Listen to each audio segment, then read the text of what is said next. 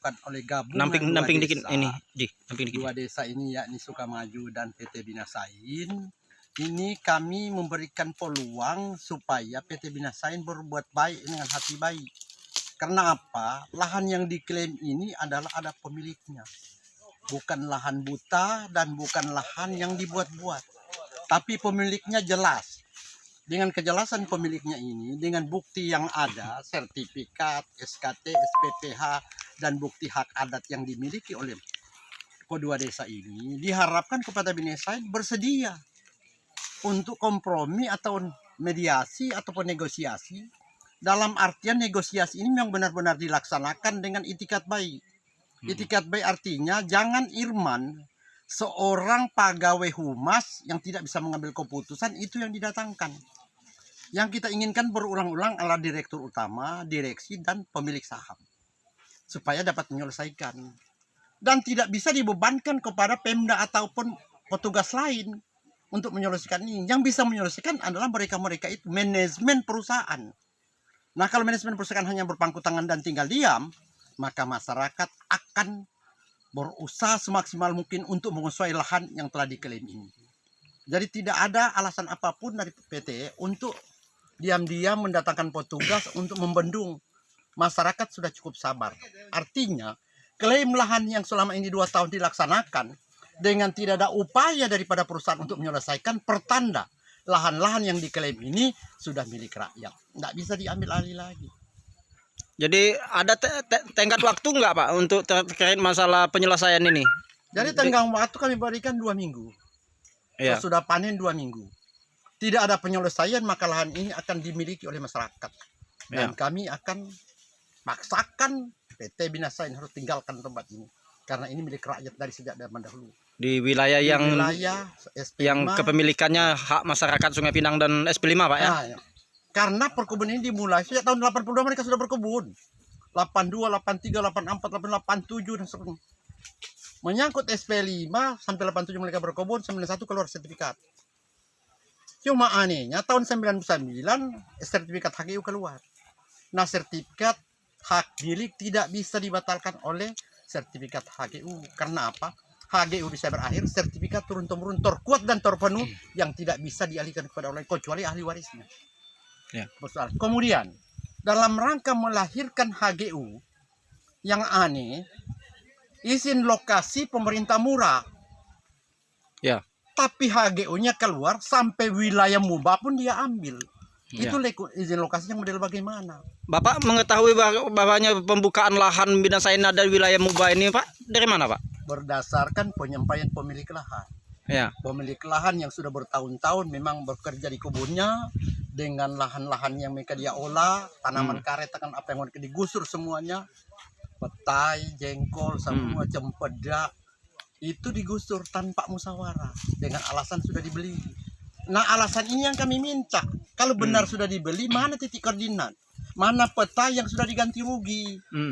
Tapi sejak tahun 2000 diadakan mediasi di kantor Bupati Musirawas, di mana perusahaan PT Binasain tidak dapat membuktikan bahwa dia telah mengganti rugi.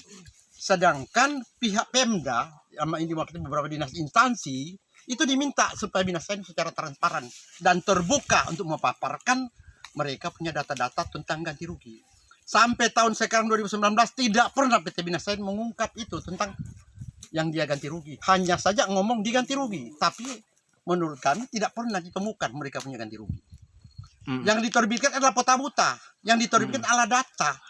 Data itu adalah data SKT SPP yang dipaksakan terhadap pemilik yang tidak punya lahan. Itu yang terjadi. Kemudian yang saya anehkan, izin lokasi berada di Kabupaten Musirawas, kok yang dicakup melompat sampai dengan Muba. Artinya SP5 itu kan masuk Muba. Ya.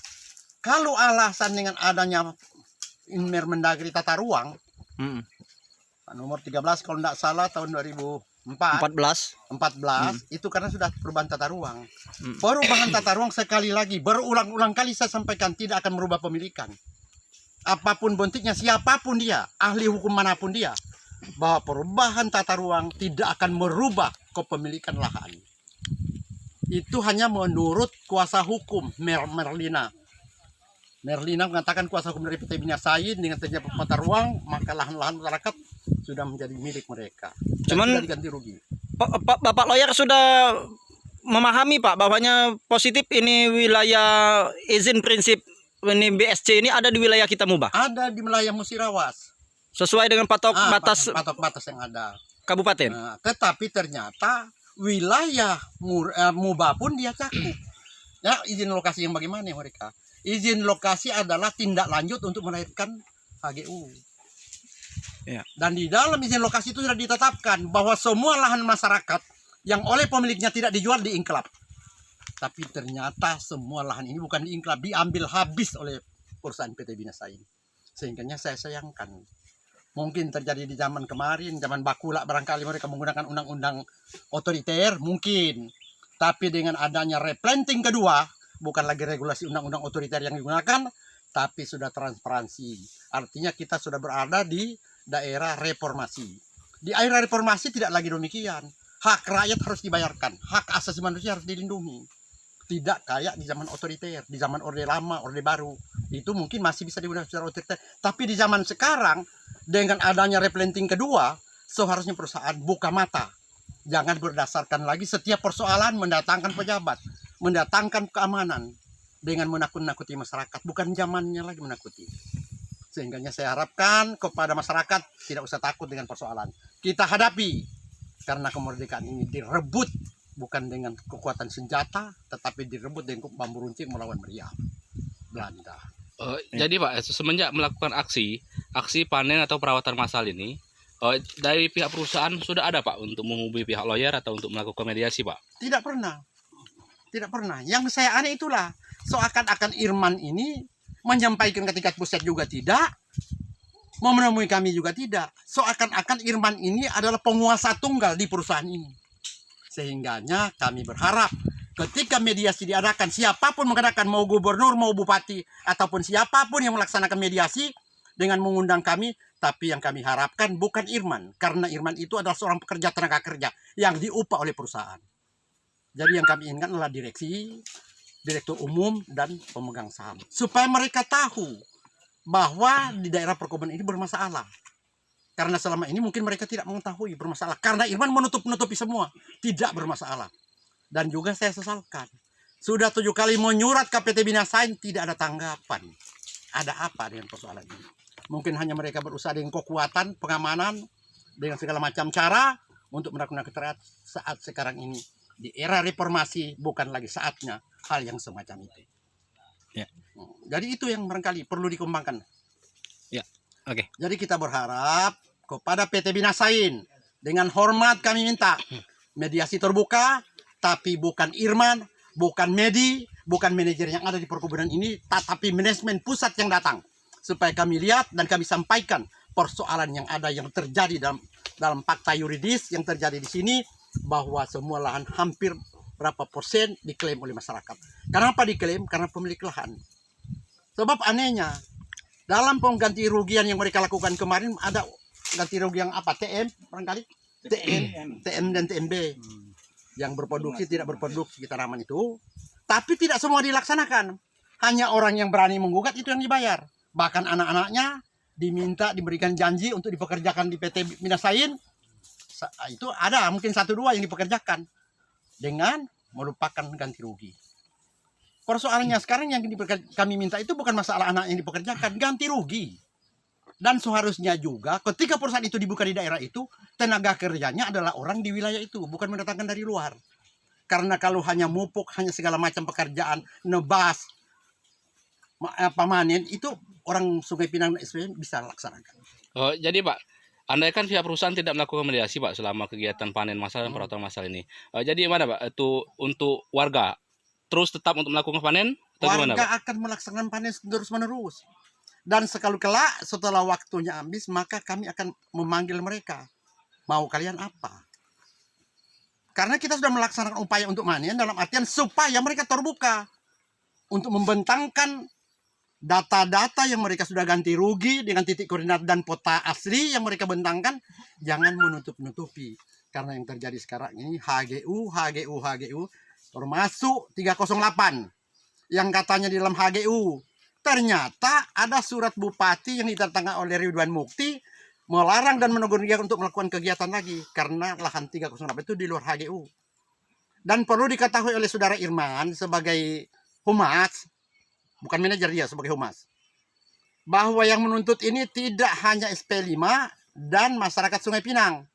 Sekarang juga ada surat yang diberikan oleh Kepala Desa Rengas yang ditandatangani oleh 3 manajer bahwa Rengas itu akan mendapatkan plasma dari 2014. Ternyata plasma hanya dan penuh dengan kebohongan. Sekarang juga Desa Anyer akan mengklaim semua lahan jalan apabila mereka punya lahan tidak diselesaikan.